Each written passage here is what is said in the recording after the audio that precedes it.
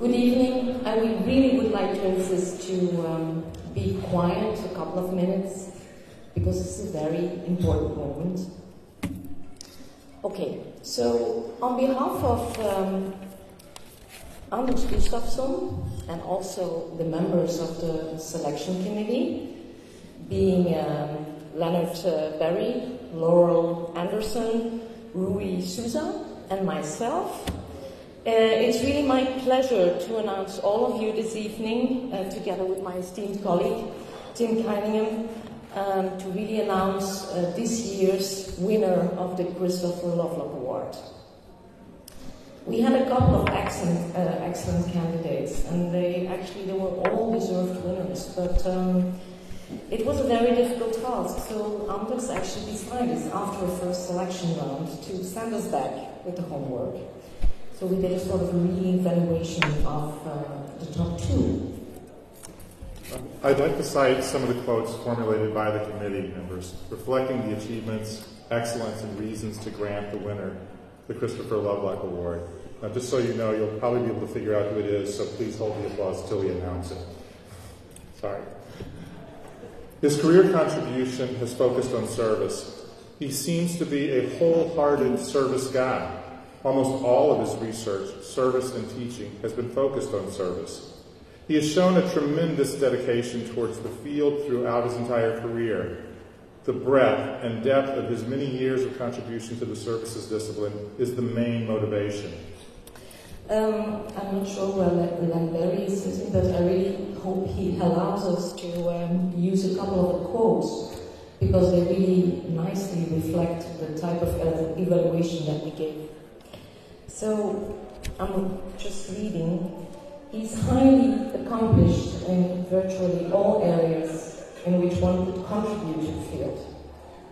His services textbooks and professional books, his 100+ articles that focus on service topics, some of which won Best Paper Awards. His research is provocative, important, and innovative, and relate to issues such as anger, cheating, shakedowns, behaving badly, robots, opportunism, privacy.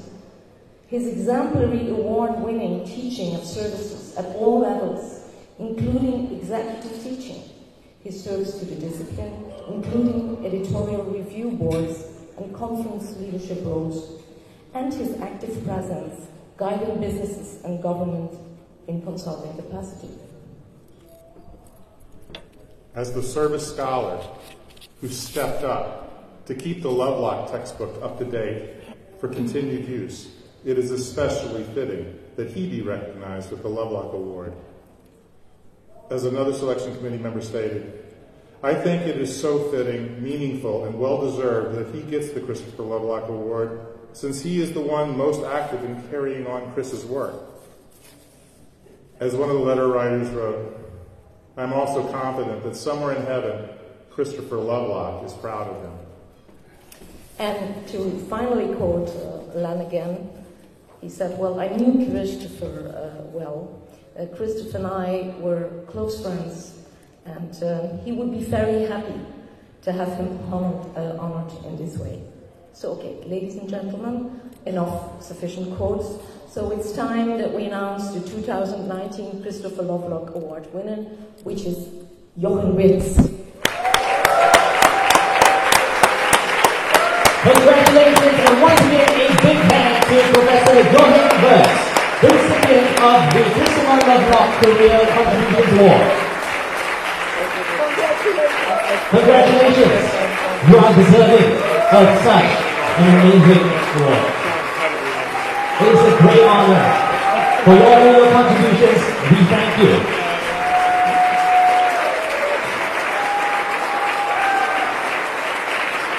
Congratulations.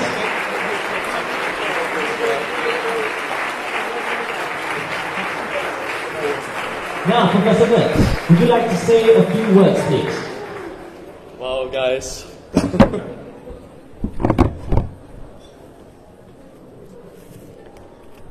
No, I feel hotter and hotter.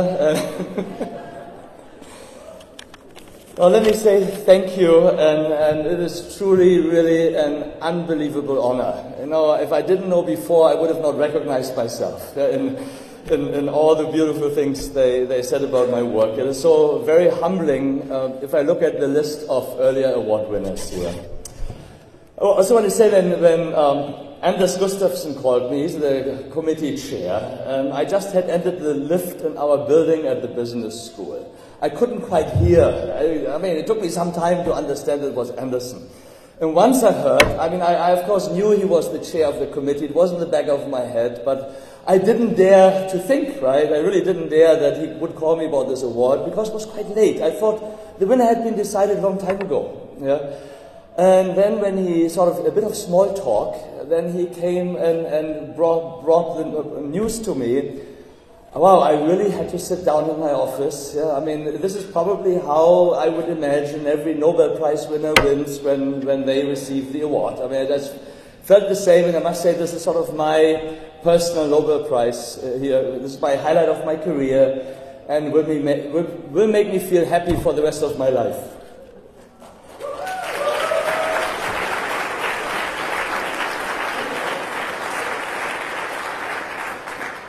And also this award is very precious to me simply because it is in Christopher Lovelock's honor, and he was a true mentor and a true friend. And I still vividly remember when Ray Fisk and I presented a tribute to Christopher Lovelock in 2008 at the Surfsick Conference in Liverpool, and when it was decided to name this award after him and to his honor. So it's very, very, very special to me.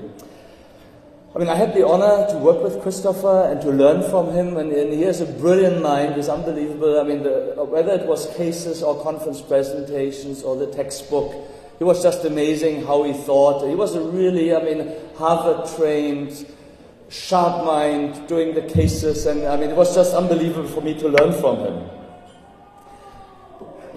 There's Yamsing in Chinese here.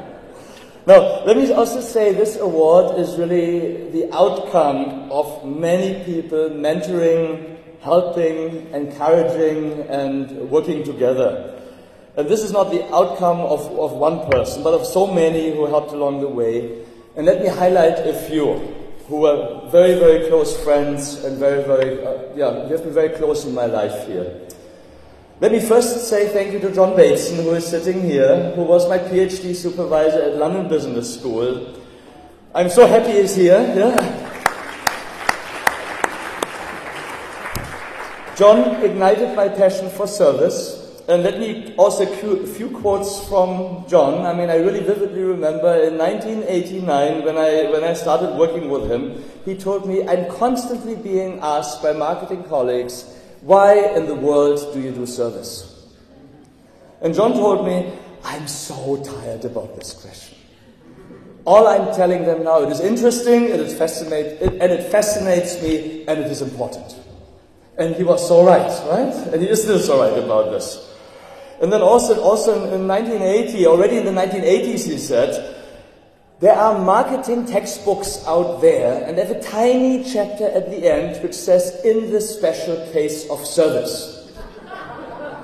Already John said, hey, this is all the wrong way around. Yes, there should be marketing textbooks out there, and at the end there's a tiny, tiny chapter in the special case of goods. Right? So I think we are getting there. And so, John, your enthusiasm for service research, service consulting, and by the way, John went to Gemini Consulting during my PhD, and I had the distinct privilege to be supervised out of a consulting office. And this is why my passion also for practice and industry is there. Just say the field is really accelerating and is exciting, and this conference, I've seen so many really exciting papers all about the future, right? All the stuff we're hearing here is what is going to happen in the next 10, 15 years, so it's very exciting.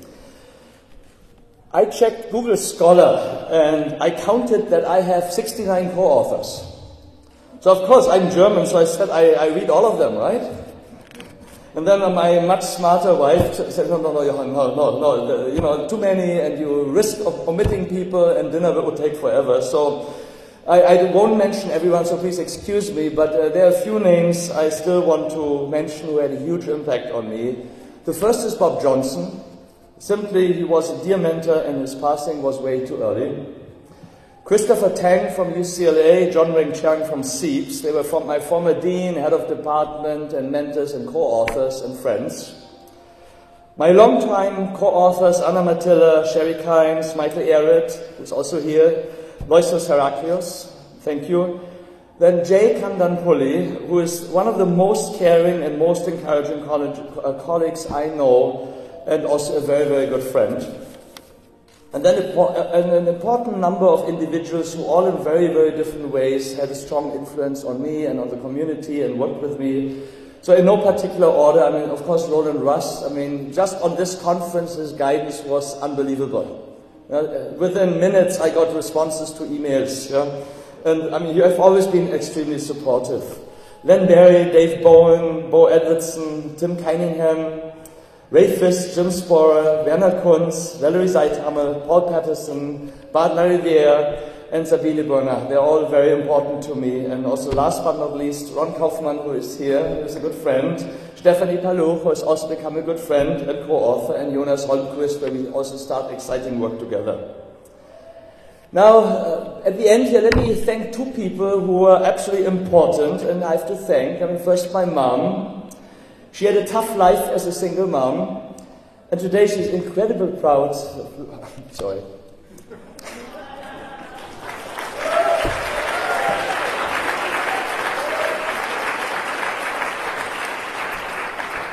She has 2 kids, and both kids have a PhD, and that makes her very happy. And she has 6 grandchildren and 2 great-grandchildren. So she did a fantastic job. Thank you, Mom. Yeah.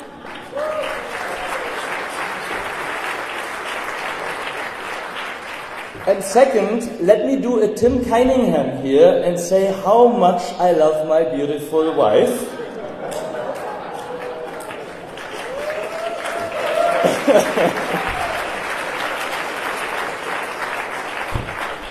She is not just much more charming than me and more beautiful than me. She's also much, much smarter than me, and she proved this. She beat me hands down in GMAT when we applied for graduate school.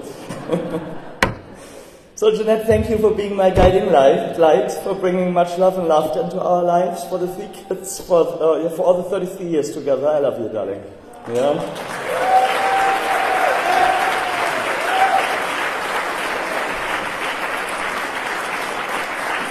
I know many of my friends, they ask, such a charming lady, why in the world did she marry him?